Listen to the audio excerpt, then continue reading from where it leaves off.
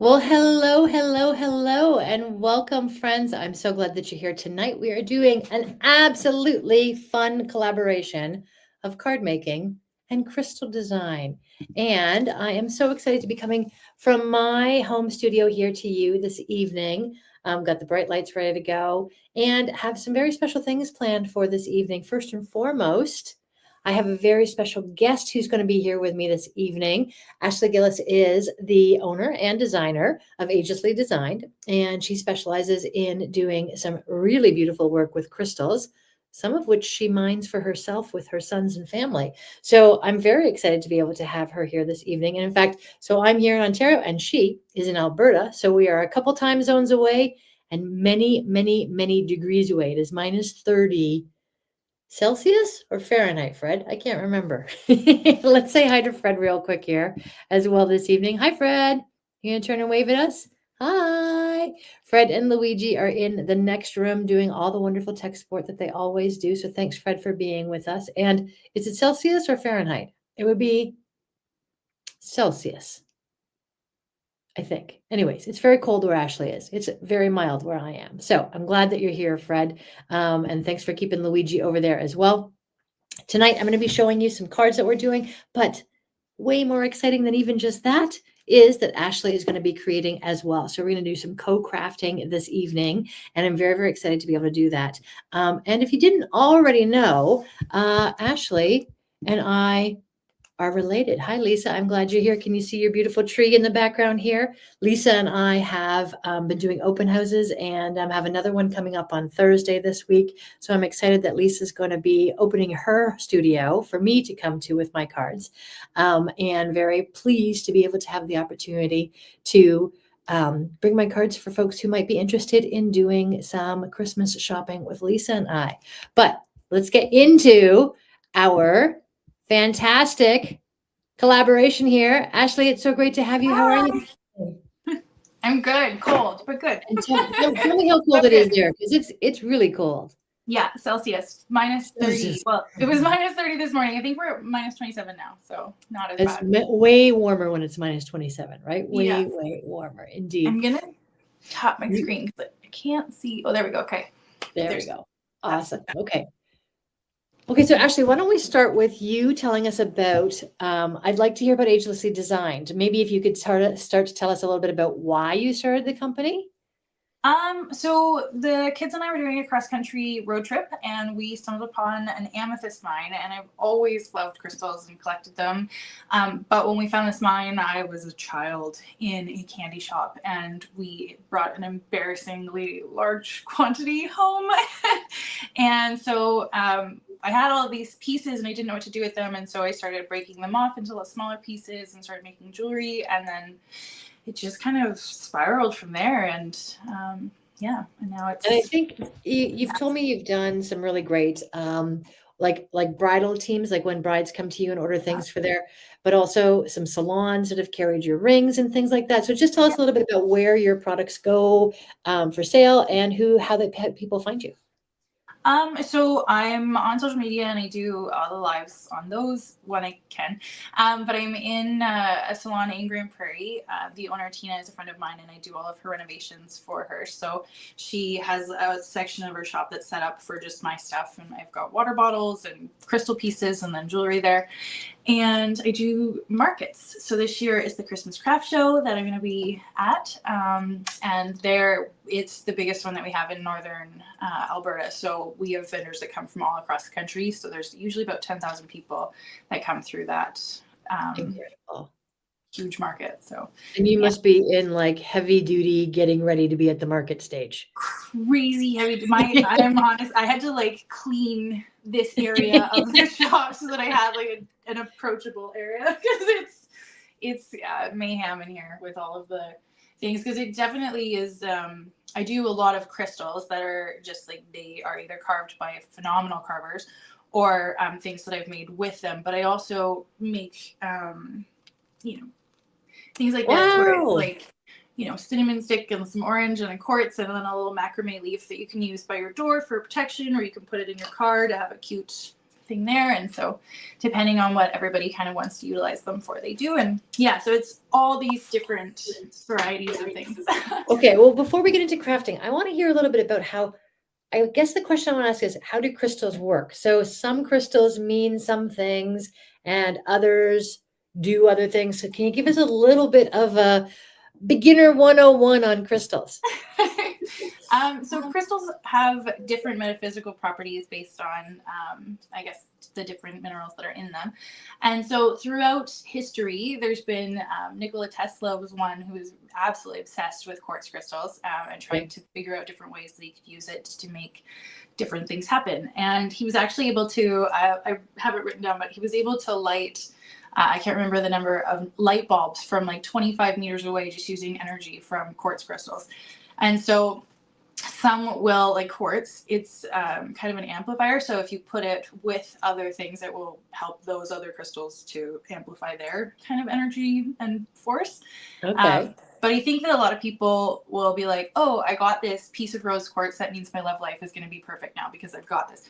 And it's not really how it works. It's kind of like it helps to aid you along the way.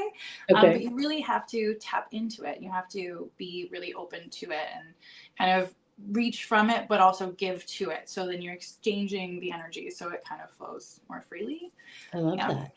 Yeah. And some crystals are precious, right? You said you went to an amethyst field or mine. I don't know what you call it. It was a mine. It's in Thunder Bay, Ontario. And yeah, they actually, it's crazy, but huge mineral deposits there. So there's lots of quartz and amethyst and hematite that is included in them. And you can go there and you can just find them sitting on the ground right there and just dig through. And if you dig further down, you get bigger pieces. And yeah. That's awesome. And I think you said you had something close by. You might be able to show us a piece that you had mined yourself. That would be very cool. This is an amethyst. This is blue chalcedony, but I found it. The boys and I went down to Utah, and we did mining in the desert of Utah, which was unbelievable. And while we were there, we found this guy, it's a geode. So inside of this rock, if you crack it in half, it'll be filled with blue chalcedony, which is, you can see like a tidbit of it there. Yeah. And so I want to break it open so bad, but I'm so nervous because I don't want to ruin it. Well, you must have all kinds of special tools that you use for the trade.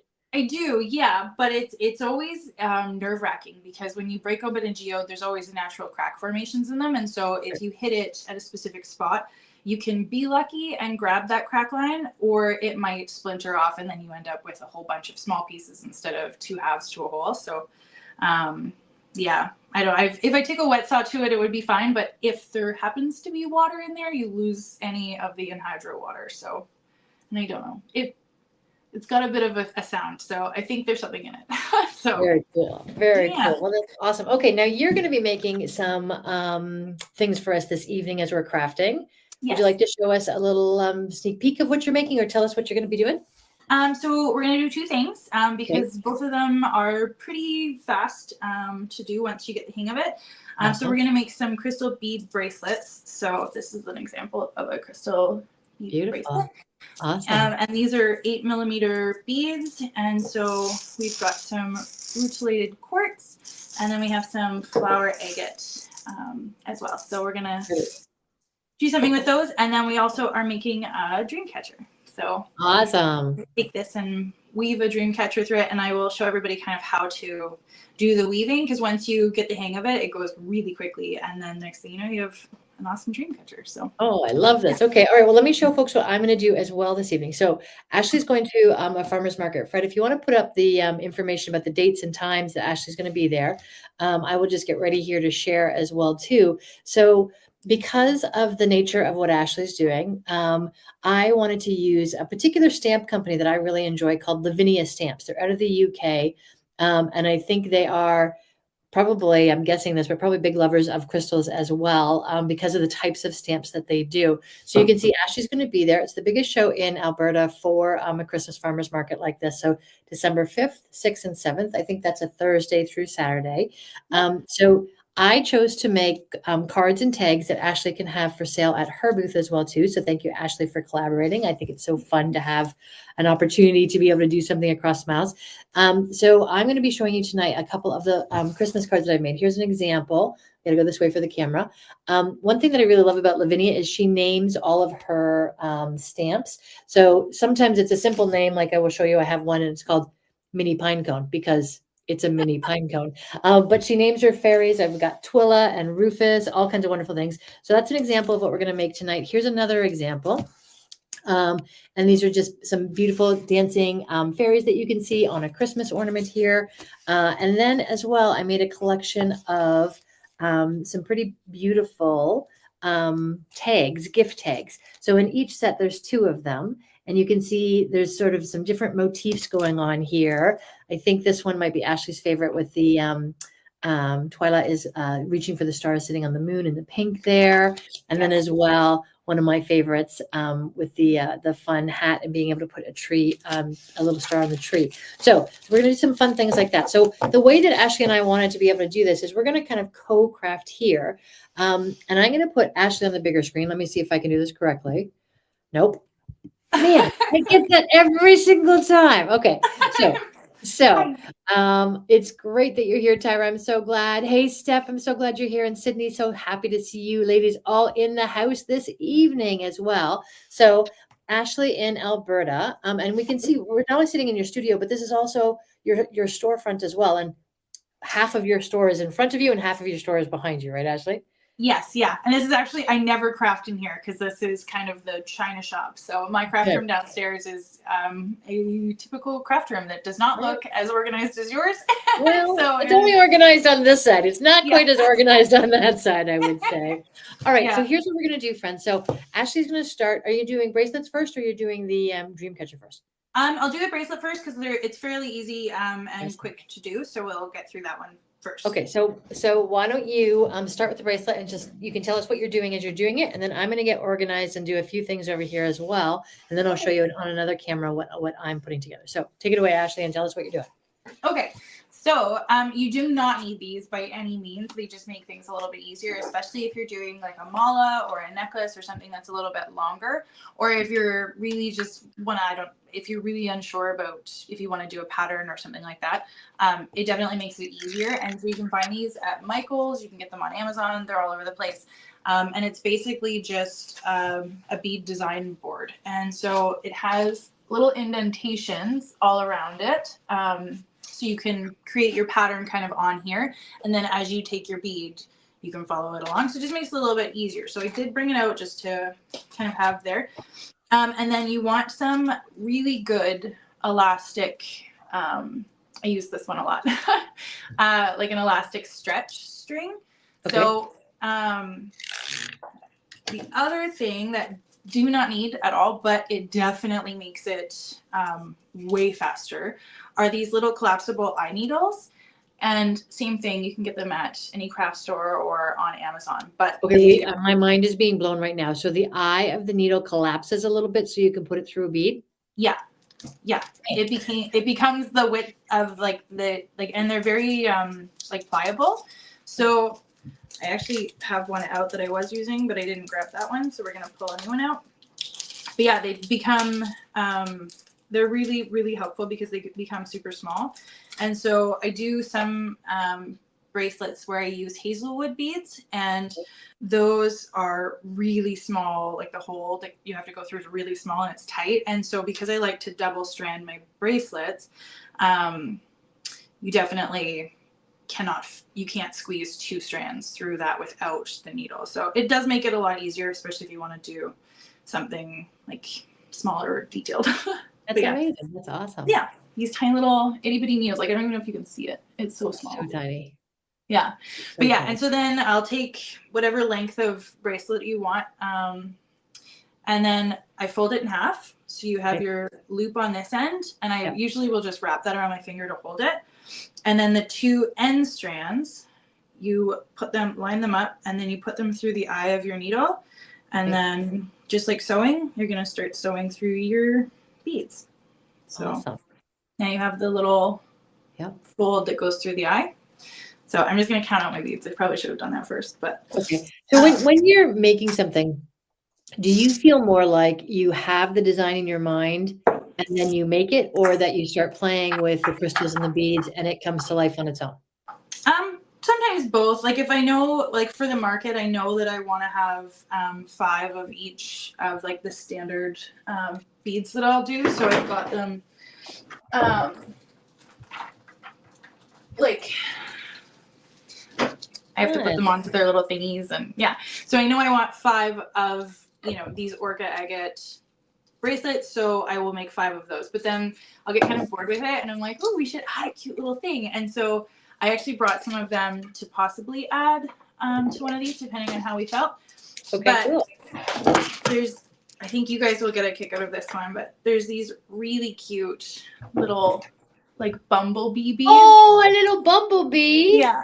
And so it's such a simple little thing, but it completely changes the way that the bracelet looks and feels. And I love that. But I'll just quickly count these out. I think that's amazing. That is wonderful. And Fred, while Ashley's counting that out, can you put up the contact information so that folks know where they can find Ashley? She's on Facebook and Instagram, of course, but if you have some time to go take a look at her shop online, it's beautifully curated, really, really neat things to see on her website. I would say when I was going through it this morning, I was amazed at how many beautiful pieces of what I would call home decor were available. And like you said, Ashley, you have some people who do amazing carvings.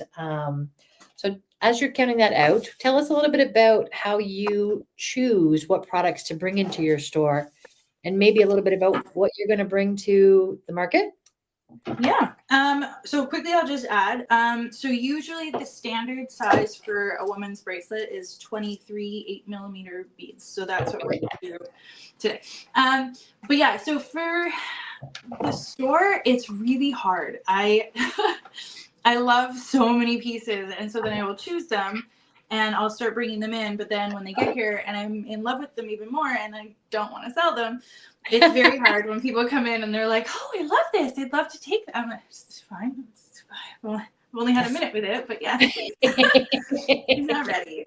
But yeah, it's mostly all things that I do love. And then I also have a lot of requests. So I get customers that will come in and they'll be specifically looking for, something. And then they'll ask me if I can find it. And then that's where a mission starts. And then all of a sudden I end up finding a lot of other random things that I love, and they all come in. So that's amazing. That's awesome. I did not factor in that rutile quartz. The eyes are hard to find because of their little rutile pieces, but you can see kind of. Oh, like gorgeous.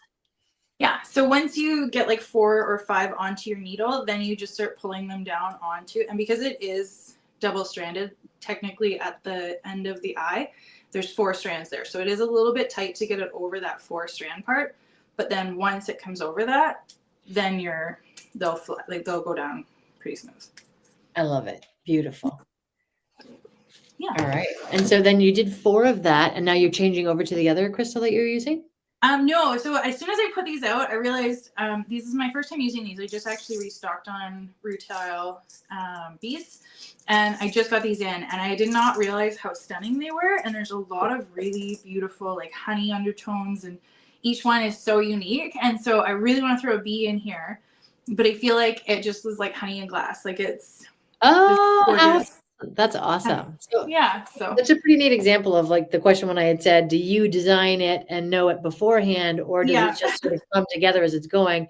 You're seeing some honey tones and you're going to put a bee in with it. I think it's hysterical. That's amazing. I love that. I love that. It's a lot of fun, and I do enjoy when you get that random inspiration moment, and it's just kind of like something that you thought you were doing, and it turns into something completely different. It's pretty exciting. Also, yes. To go to the home decor side of it, it was funny. So the other day, or last week when you were doing the live, was it last week you did the live at the jewelry store? Jewelers? No, I think it was recent. You're right. I'm looking back at a calendar, and it was 2 weeks ago. 2 weeks ago, we were in Lisa's store. Yeah. Right after that live, I was talking to one of my wholesalers because I was looking for a specific thing. and he showed me these quartz diamonds, and Ah, I was like, what the heck? oh That my is gosh. incredible. Yeah, so it was funny. I was laughing about that. I was reminded I wanted to show you. But yeah, I love super that. neat. I love that. Okay, now you just mentioned your wholesaler, Mm-hmm. and I know one of the things people appreciate about me is that I try to work with independent retailers as much as possible, with makers. I try to ensure that I'm supporting other makers in what I do. I try to shop local. Those are all really important things for me. Yeah. And I know that you've had some experiences when you did lives in the past where um, I don't know what to call them, but let's say less. What's a nice word to say this in a Less good way?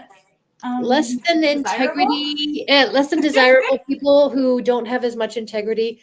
who would come into your live screenshot all the people that were there, and then reach out to them to Yeah. try and undercut you and say, "Here, I can sell it to you," um, instead of you buying it from Ashley, a local artisan.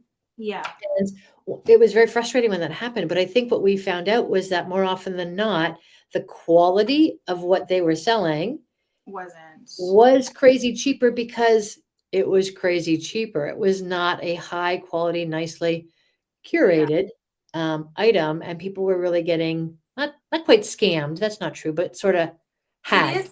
It is though, and it definitely happened to me too. Like when I first started, so as I said with the amethyst, I had made all of these different pieces of jewelry, and I'd done all of the things that I could possibly do with it. And I kind Okay. of hit a roadblock because I had so many people that were coming in and being like, "Oh, I wish you could, have this with onyx or with obsidian or different pieces."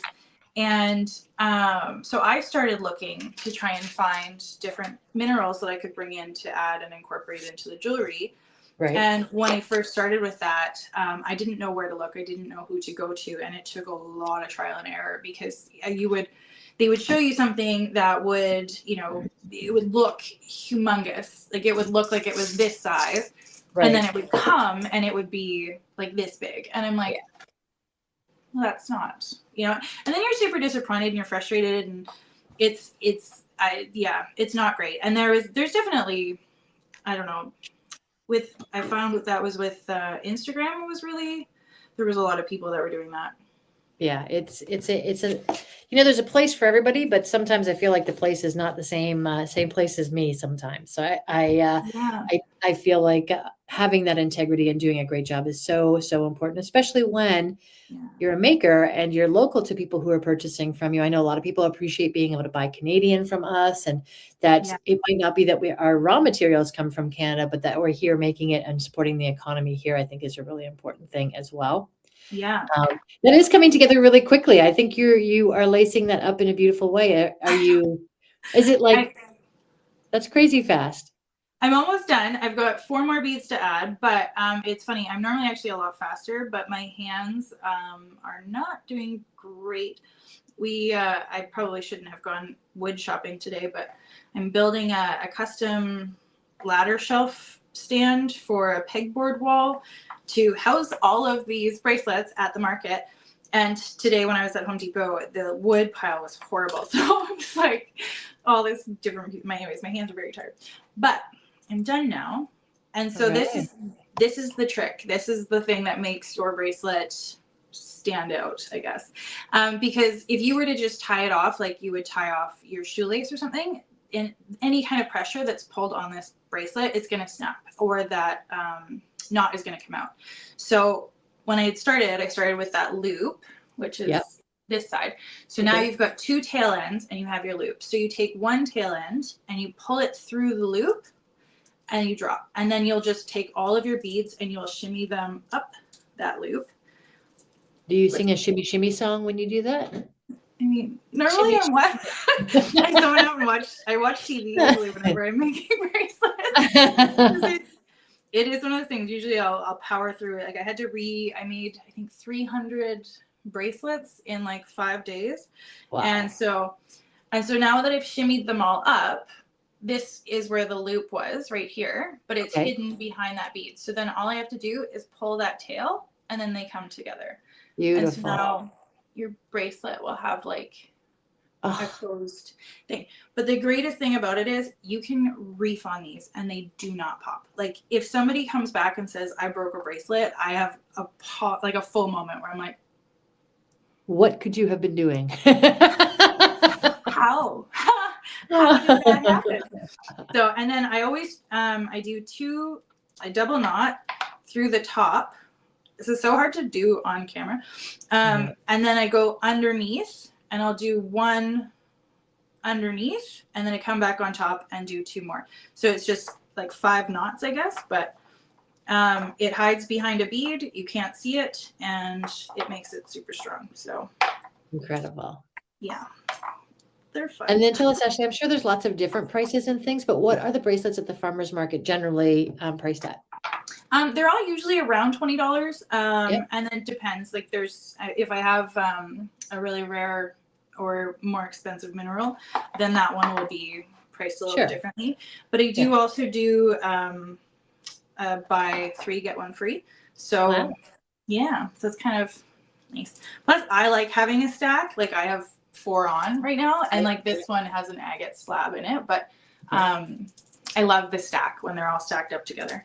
Yeah. Now, do you recommend people buy, wow, Ashley, that's beautiful. That's so cute. Oh, I love honey tones. I So do you know, recommend people buy bracelets as gifts for other people, or should you be like choosing your own because you know what type of stone that you're wanting? What's your I actually find a lot of people buy them for gifts more than I see people buy them for themselves.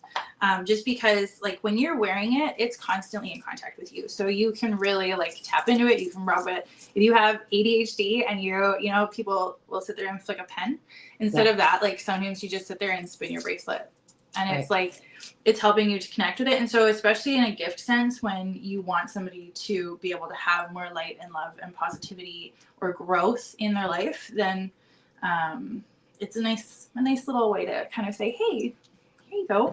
Like I see this for you. That's amazing. That's awesome.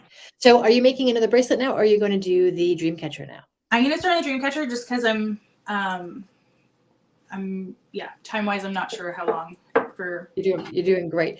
Just as you do that, 1 second, I'm going to go and add this to, hang on 1 second. It takes me a minute to remember how to do this. I just want to show, while Ashley was doing that here in the background, here's 2 of the cards that I assembled. Now I did the ink blending and the stamping of the ornament. And I've got some sort of, can you see that gold ink that I used on the top of the ornament. So these are put together inside the card. I always like to put a little echo of the paper that we use on the outside as well too, to just make it a little bit of a surprise and delight for the person that's getting it as well. And I did this in 2 versions. So I've got more of the reds and pinks, but as I was designing these for Ashley for the show, what I was really looking for was the spirit to match what she is doing them as well. So on the top here, let me just come in as close to the camera as I can. It's like stars and glitter in the sky, if you will. And I felt like that with them dancing underneath was very much a festive Yuletide, because the winter solstice happens around Christmas as well too. So those are 2 of the cards that I put together sort of in the background here. But let's take a look again at how Ashley's going to put together. Now we're doing a dream catcher. So tell us everything. Okay, so you can use absolutely any kind of ring. It doesn't matter. I've got really big ones just because I needed to make them for the market anyway. So this is kind of great. But it's just a metal ring, and you can get these absolutely anywhere. Like absolutely anywhere. I've seen them in the dollar store. I've seen them like all the places that you can think of that would have I think even Walmart has them. So basically the way that you hide your web is you will completely encase your hoop in hemp cord is what I use, but you can use like a waxed cord or any kind really. And it just looks like a strong string. And then all you do is just tie a knot and you literally just pull it around and around and around. Again, not great to do it on camera, but usually I have it kind of propped up. But I love that. Yeah, you just weave it and then you tighten it into itself, and it will eventually, the whole thing will be encased. So we're going to move this guy. So this one I encased in a black hemp, and I'm going to use a white hemp to create the web because I make these little crystal bum spiders, and Okay. I thought it would be super cute to have Wait, wait, a wait. little Did you spider. mean that the spider has a bum that's a crystal? Yes, yeah. I Yes. I'm gonna grab one to show you. They're right here, but love it. I love them, and um, I do them in gold and in silver and in black, but they're just like these little Oh, spiders. that's And incredible. the weirdest one I've ever sold was a lady bought one because she has a fear of spiders and she wanted to help herself to get over that fear. Okay. And so she bought it to hang it in her car. Okay. I told her that I did not agree, and I thought that was the worst place to try and get over an arachnophobia. But, you know, I know personally I've had some karate chop moments where I've almost driven off the road because a spider came down in my car. So Not my favorite thing either. I get it. no, Awesome. yeah. So, anyways, but yes, there's they're really cute, and I love them. And there's the original story for tinsel on Christmas trees came from spiders. Going into the tree, and then dew from the snow made the webs glisten. So tinsel was kind of made. I So love that. I feel like yeah, that it was must be good. a German story as well too. I feel like tinsel in Yeah, Germany were a big deal, and that was like a heritage thing that they might have told their kids it too. was. Yeah, it was like I can't remember the full origin of it, but I know when I started making these, and a lady came in and she was like, "Oh my gosh, I'm gonna hang it on my Christmas tree," and I was like, "Oh, that's an odd place to put a spider." And then she told me this story, and I was like, "What?" So I I googled think we it, all need and to I thought, put spiders. Yeah. yeah, not a fan. Yeah, as I was Oh, gonna say, as soon as I said that, no, I don't want a spider on my Christmas tree. But I love those spiders with their crystal bums. yeah. It's amazing. Well, I and love that's it. the thing. I have like a few on my desk that I think they're cute and they kind of stay out, but I don't want them just popping out at me. Like I would never hang it in my car and then you're driving and it moves in your No, peripheral or something. no, No. no. I think So that would be recipe for disaster. Okay, so now you've got the so white. Is that white hemp as well? yes, yeah. So sometimes I'll just stick with the black because it does like it ties in really well. But this time I decided I wanted to do just the contrast of it because I think I'm gonna probably use a black spider. And so if I put the black as the perimeter and then the white as the web and then the black spider, I feel like it's just gonna tie in. Okay. So I double knot at the top with my cord. And then you just basically you take you don't need to use the whole thing, you can kind of cut it off, but you take it, you pull it across your hoop, and Yeah. then you're going to come back in through the inside of it. Did that show well? Yeah, I saw that. That was really good. Yep. Okay. And then yeah, so then you have the tension from its own self in that Okay. little loop will Yep. hold it in place. And so I like to shimmy it into the into between some of the cord that's already on the hoop just because I feel like it Gotcha. keeps it more secure. And Yep. then you just do that as you go around and it will create your outside perimeter. The Okay, biggest so thing a is to try and dream keep your catcher. spacing. So you're making a dream catcher. Yeah. And if I remember correctly, either one, dream catchers are something that you put in a window. Is that right? Yes. Yeah. Okay. So you put them in the window, and it's actually a Native American heritage. They were believed to help to trap the evil spirits that would come in to try and corrupt your dreams. And so the good ones would be able to fly through, but the bad ones would get stuck in the web and be locked there so that they couldn't haunt your dreams. I love that. And so it's kind of I get it. Yeah, you're weaving in the yeah. perimeter. Yeah. Yeah. And so a lot of the times, like when I make these ones I do have to focus a lot more just because there's a lot of like spacing things and you're really eyeballing it, but some people will measure and just to make sure that they're specifically 4 inches or 3 inches apart. But I like to eyeball it. But usually when you're doing it, you'll kind of also just whisper into it any kind of good intentions that you have for the person that you're hoping will receive it, so that their dreams are filled with all of the good things that you want to dream about. And Oh, so I think that's amazing. Yeah. I think that is awesome. Okay, so I'm going to do something here. I'm going to switch us around. So I'm going to put you up into our tiny circle for a second while you weave. Yep. And then I'm going to, I think I did that wrong again. That's me. There we go. Okay, so I wanted to show you the next card that I was doing. And this one is a celestial winter wreath. I'm looking for my sample and I don't see it. It's on the bottom of the pile, friends. There we go. So this is the wreath that we're going to do with the fairy. And this is all Lavinia stamps that I'm going to use here. So what I'm going to do as we do this, you'll see this is just a piece of scratch paper on the desk that I'm putting down to protect the desk. I'm going to make the wreath here. You can see I have got a straight cut off there. That's so I can have a large centerpiece on the card. But I feel like it gets some really nice little bits of interest when I put it over onto the side there as well too. So I'm going to take this and then I have a couple of different colors of green. And what I'm going to do is just start with one of them and come in with a couple pieces. Now, here's the Lavinia stamp that I'm going to be using. One of the things that Lavinia does that I think is so brilliant in their packaging is the little stamp comes in with a shadow piece as well. So I can actually sort of place and see what it's going to look like as I have my stamp before I even do any of the stamping. So got my stamp on a block, getting a little bit of my, what have I got here? Like an evergreen type of green on there. Now, I'm doing this, I'm stamping so that I'm stamping off of the side, if you will. And I'm stamping off of the side because I want it to be kind of arty, I guess you could say. I don't want the whole thing in the center. And what I'm doing is just picking a few spots to stamp. And I'll show you just now. I've got a little bit overhang on the stamps, which is perfectly right. It means I've got most of my stamp on there, but a little bit of my stamp is off of the page as well. So I'm getting a really nice kind of crisp image, but it's lots of fun too. So now I'm going to just open another one of my greens. This one is more mossy. And I'm going to take a pine bough that I have here.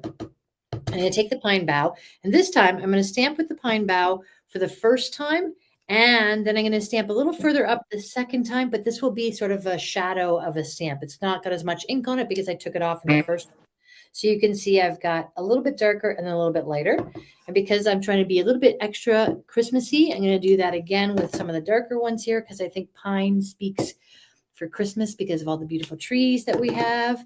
And I'm just going to fill in a couple places with that stamp. And one of the things that I really love about watching the videos that Lavinia, Tracy is the owner and designer, I watch her videos, I watch her artist videos, and they are happy to be messy crafters, which I have a little bit of difficulty with, but they are so beautiful with what they turn out that it gives me a feeling like I can have a little bit more like reckless abandon, if you will. Okay, so now I'm going in with a very soft kind of color here, and I'm filling in some spaces around to get just a couple more motifs of leaves. Is that a saying? Motifs of leaves into my wreath. And I think I have one more that I want to do. Sometimes when I'm doing a lot of stamping like this, I take my next stamp, which is a cling, put it on the back of the block that I was using, and then just carefully use it on another one. So I'm taking this one and I'm going to go into a darker green, but I'm going to stamp off on the paper first and then come in to my wreath. So it's a little echo of color in the wreath because I don't need it to be all up in the business of dark colors here. I want some nice dimension as I'm doing that. All right. I think I'll do one more. No, I'm not going to do one more. I'm going to put this aside. Now, what's a Christmas wreath if it doesn't have some berries on it? In my opinion, it would just be wrong. So I'm just going to take a beautiful Merlot type of red ink here, and I'm going to take this cute little holly berry, and I'm going to poke it into a couple different spots on the wreath, trying to get the stem sort of off the page and the berries more on the wreath. And I'm going to go with a little bit hanging down over here and maybe a little bit more over here. So now I've got some berries. And just like I said a second ago, this is another stamp on the other side. I'm going to quickly open up a very nice, I'm going to go for this brown. And I'm going to take it, it's called an espresso, which I love. Espresso, especially when Fred makes it for Paulo and I. And now I'm just taking this guy and I'm going to bring in a pine cone. And again, I'm sometimes stamping a little bit off the page and sometimes stamping totally on the page to get a nice effect here. So let me hold that up so you can see layers and layers of greens, some pretty pine cones, and some berries for my Christmas wreath. Okay, so I'm going to pause for a second here and go back to Ashley and the dream catcher so we can see. Let me take this guy off. Let me switch this guy around. Okay, show us what you've done, Ashley. Okay, so we've gone around. Wow. So once the biggest thing is once you get through your first round of them, then you pull it into itself. So the next one that when you're doing it, you take I had to cut my tail end just because this doesn't fit in the thing. Okay. So you give yourself a fair amount of, oh, hi Logan. Hello, Logan. Nana loves you. Are you being a good boy, Mr. Logan? Yeah. Yeah. Are you going to help Mom make her dream catcher? What? No. This one? Are you gonna watch Mom make her dream catcher? Yeah.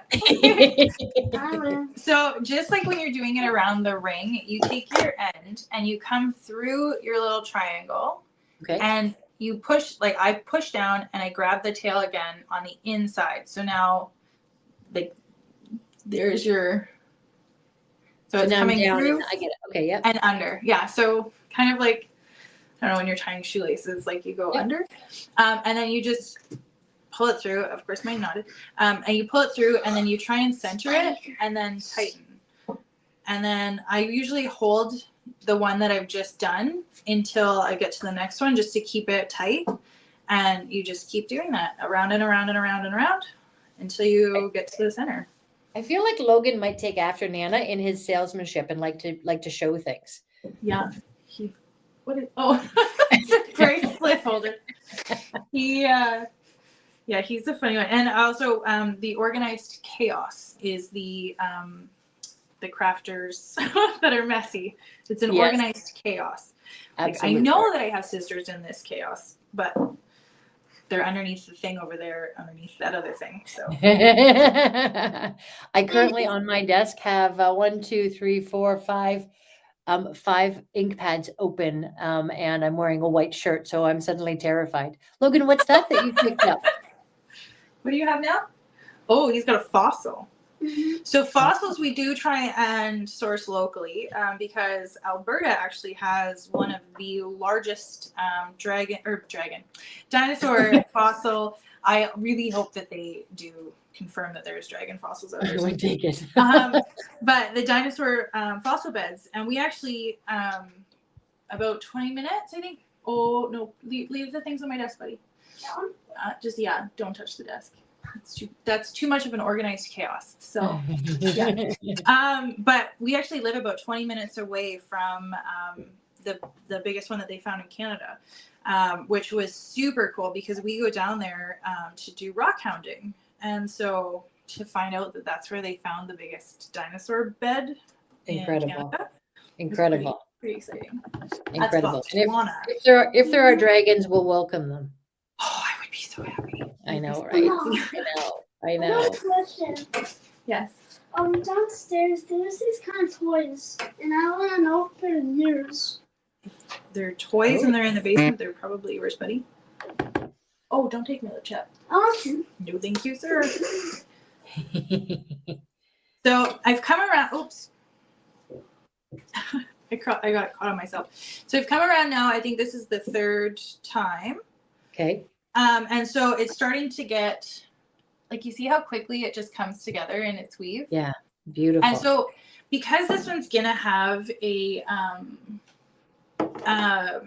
spider hanging in the center, I don't want to do a tight, small hole. I'd like to have a bigger hole so that there's some room for it to move, because you would usually use like an eye hook on the ceiling or by your windowsill to hang these. And so you want to have a little bit of like place that it can kind of move, because in the history and the lore of them, the bad dream spirits would come through it. So it needs to have space to kind of free flow. Okay. And yeah, so I want to make this one the hole a little bit bigger, so it's got space for the spirits and the spiders. Okay. Spirits and spiders. Got it. Yeah. Check. Yeah. It's all Check. of the good things getting caught. So the things Now, I we don't know don't want. if you find this sort of the same thing, Ashley, but when I am creating, and because I'm doing the cards that you can have at the farmer's market for sale, I'm creating some so that you have like a series of cards. But Yeah. what I'm doing now, so I had shown everybody how I was making that wreath. Let me come over to the camera I know. here. I kept watching. I kept looking up and being like, oh, wait. So I've put the pixie fairy inside the center of that. But what I'm doing now is the next one, if you will. So I've got the next one ready to go. But all I'm doing is the same stamps in a slightly different ink each time. So it looks completely different. I don't know if you find that when you're making something, but that you find while you might be making the same pattern, you're creating something quite unique unto its own. Does that happen for you?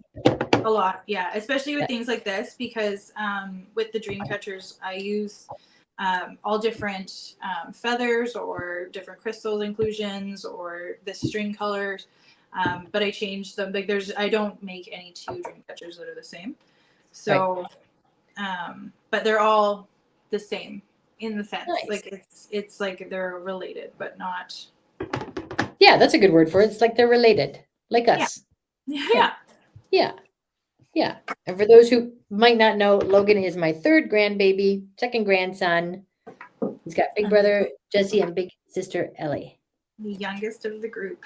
The youngest and the sweetest. Yeah. 100%. Yes.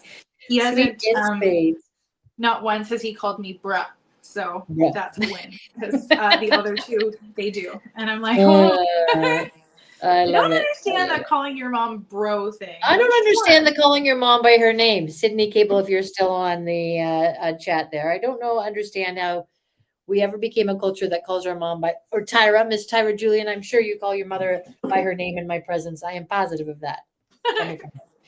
All right. I am moving on to my pine cones here while you're continuing to weave. I'm on the last one. So we've come all the way around. Beautiful. I love the pattern. Like I love the pattern of these.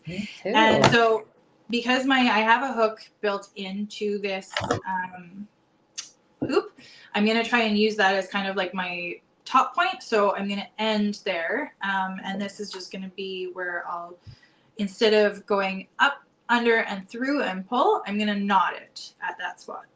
I love it. Yeah. And I just saw that Stephanie has been called bruh as well. So you're not alone. Jackson and Carter have done the same thing. Oh, Steffi Bear. Oh my God. That's right. Well, she's going to hate that we called her Steffi Bear, but Steffi, I love you. You are a beautiful adult and a mom now, but you were Steffi Bear at one point and like the cutest child. Hey, Ashley, you want to know how time flies? Mm-hmm. Stephanie is a mom of a teenager now, officially. I know Jackson's 13. It's crazy. That doesn't even make sense to me. I know. I used to babysit her. I'm not old enough for you to have those teenagers. I love that you're still Steffi Bear. Oh my God, that makes my heart so happy. So happy. I know your brother was in one of Sherri's lives, and I was like, oh my gosh, Christopher Robin. And he went silent, and I was like, now everybody needs to know our family lets the children name the other children. Stephanie named her brother Christopher, and yes, Christopher Robin is absolutely his name. I'm not kidding. Like on his birth certificate, it's the truth. It is amazing. I love that. They were the cutest kids. Okay, so while you're doing that, one sec, I'm going to go and let's see if I can do this real quick for everybody to see. So, all right, so here's the sample that I was following, the card that I made. Here is the one that I did the wreath of while you guys were watching. And I just want to show you. So I've done my next wreath, just switched up the colors. And I'm going to bring out my favorite workhorse tool. This is my Misty. Let me just get that into the space. And I'm going to just put that into my Misty and magnet it down. Now I've got my beautiful, this is Twyla, the stamp that I'm using, and I'm going to do Twyla in this espresso color. It's a nice juicy dark brown, and because I chose for Ashley's show, I wanted it to be natural colors, so I chose cream envelopes and cream cardstock. I'm using this brown to kind of stay within those earthy tones because I felt like minerals and crystals deserve some earthy tones with us. And I'm stamping that down.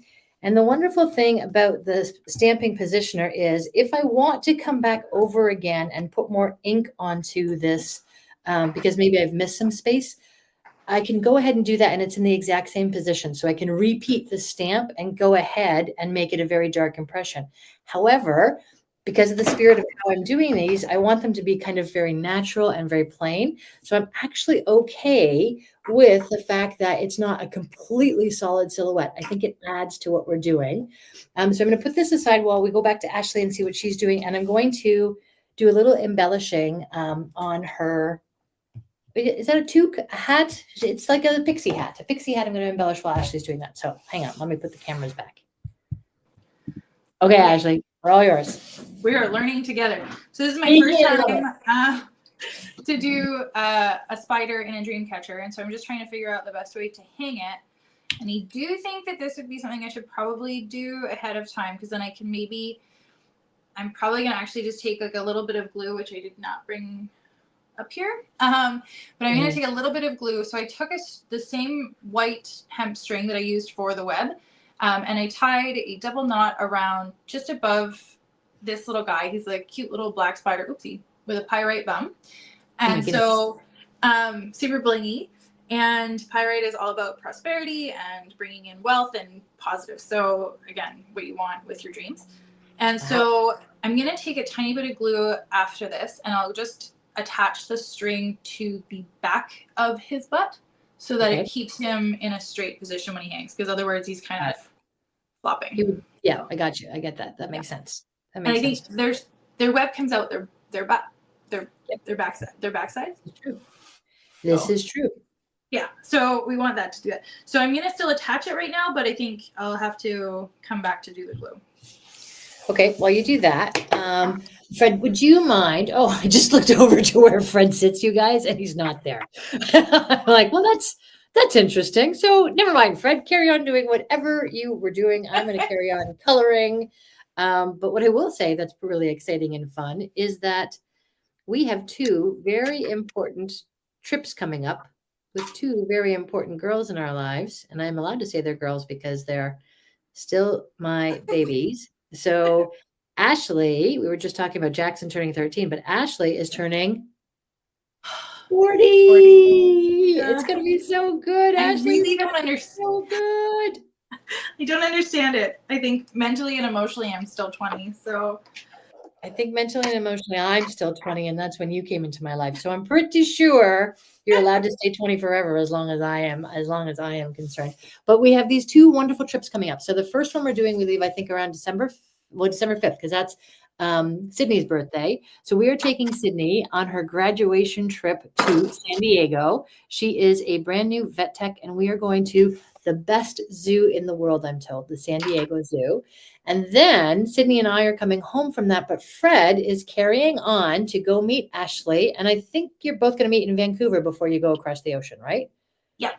Yeah. They're going from Vancouver to Hawaii. And I can't tell you, for anybody that's a parent on the live stream tonight listening, I can't tell you how utterly honored I am to know that our baby girl wants to spend her 40th birthday with her dad. Might be because he's paying, but still, it's very, very important that our children like us when they become adults too. So I know Sydney and Ashley both have really amazing birthdays coming up in this December, and I am so excited to celebrate graduations and birthdays and amazingness of both you wonderful women in our lives. I guess I can call you wonderful women instead of little girls because you're wonderful women, but in my heart, I just see little girl everywhere.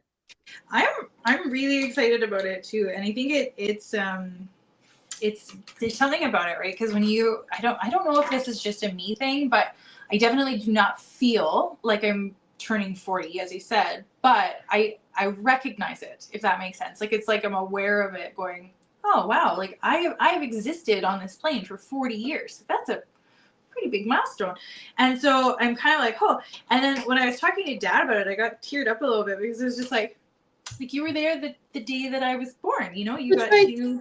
to be there on that moment 40 years ago. And so how cool will it be to get to do, you know, He was that, there the day you started.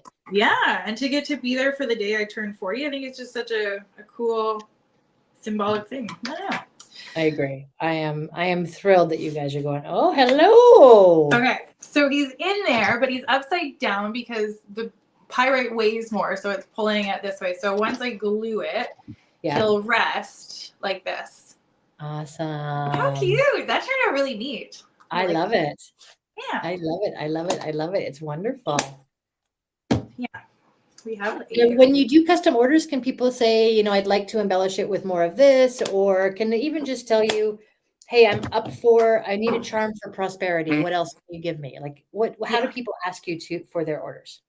All different ways. So some people will specifically just say, I'm going through, like a big one is, I find when people are going through hard times emotionally, they'll kind of come in and they're, you know, just kind of feeling down and they're like, I'm not in it and I'm not in a great space.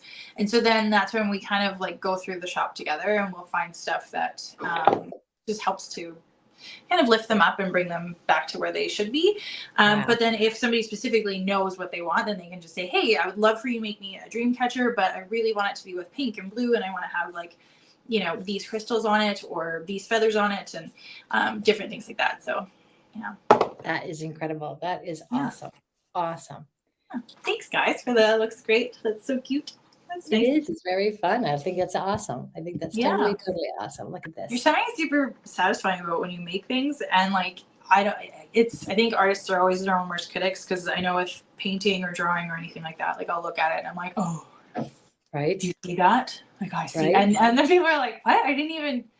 Hold on, that? Oh yeah, I definitely would never have seen that. I do not pointed it out 8 times drastically.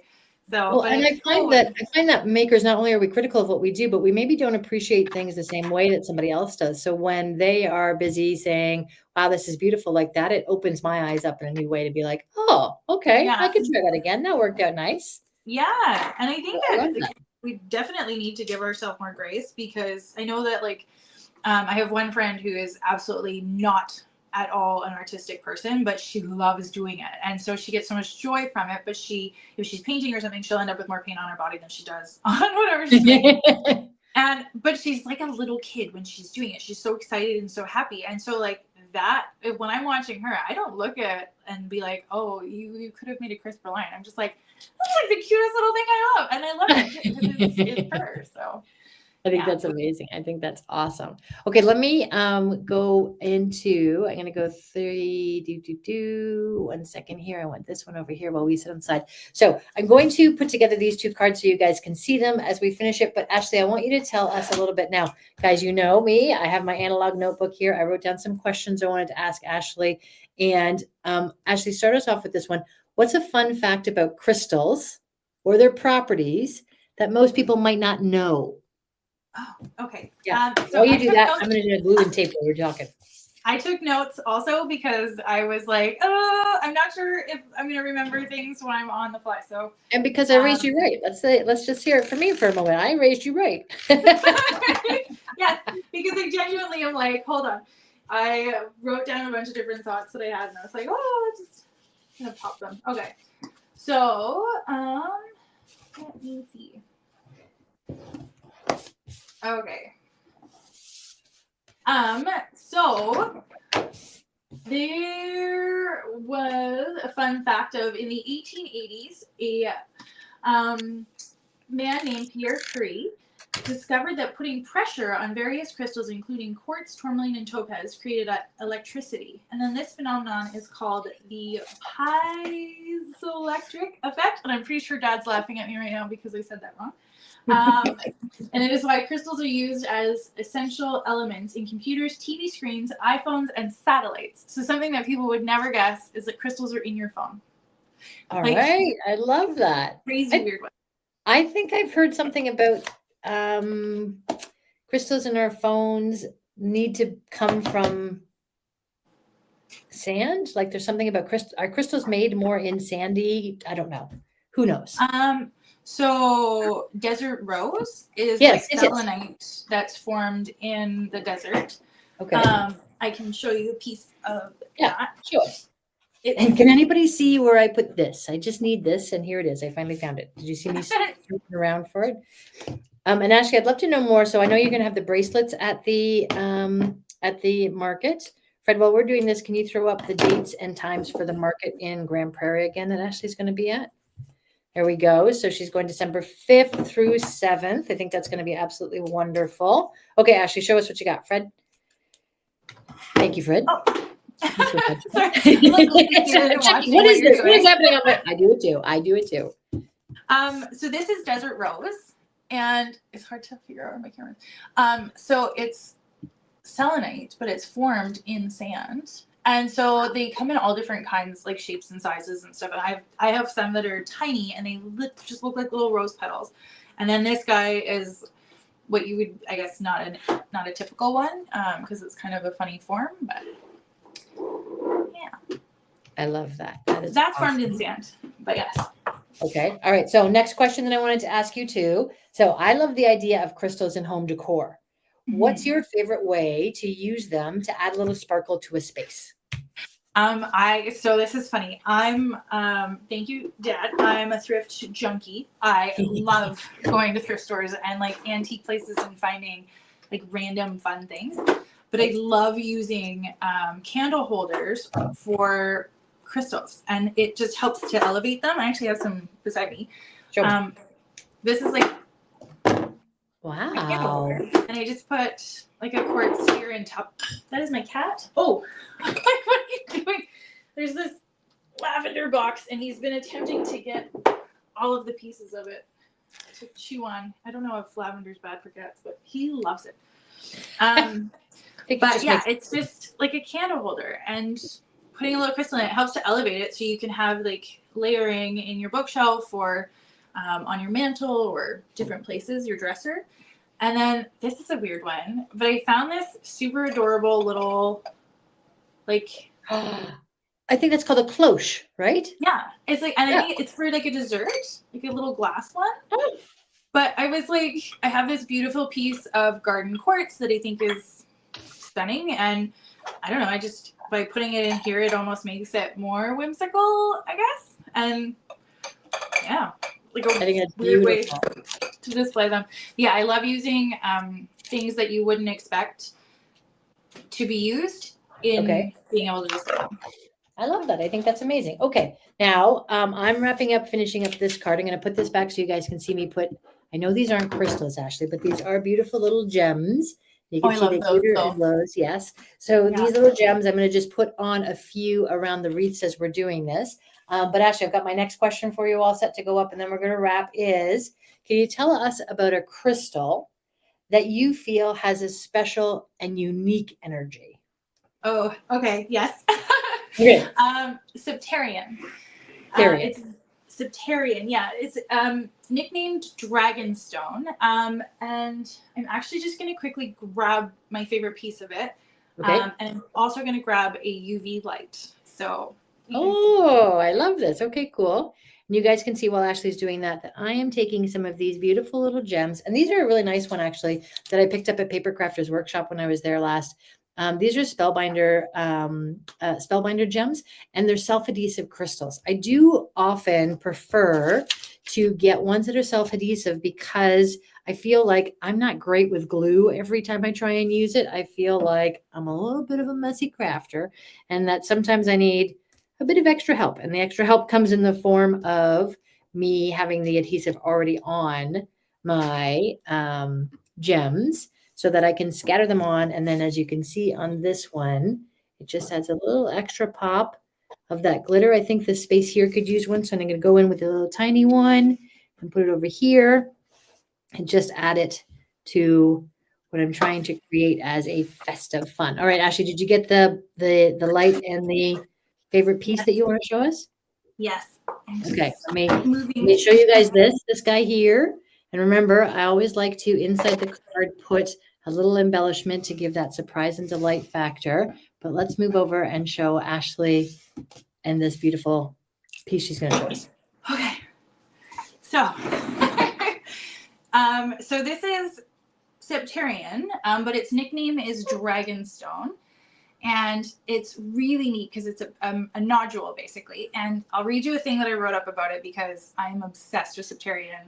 And most people are like, okay, that's not really the most unique or neat crystal, but really it is.